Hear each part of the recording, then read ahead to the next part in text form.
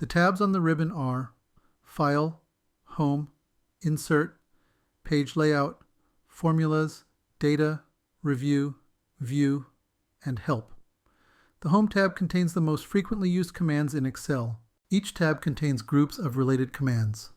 For example, the Page Layout tab contains the Themes group, the Page Setup group, etc. Let's use the ribbon to create a table. Tables allow you to analyze your data in Excel quickly and easily. Click any single cell inside the dataset. Next, click the Insert tab. Then click Table in the Tables group. The Create Table dialog box appears. Excel automatically selects the data for you. Check My Table has headers and click OK. Excel creates a nicely formatted table for you. Use the drop-down arrows to quickly sort and filter. I hope to create a more detailed video about tables in the future. You can collapse the ribbon to get extra space on the screen.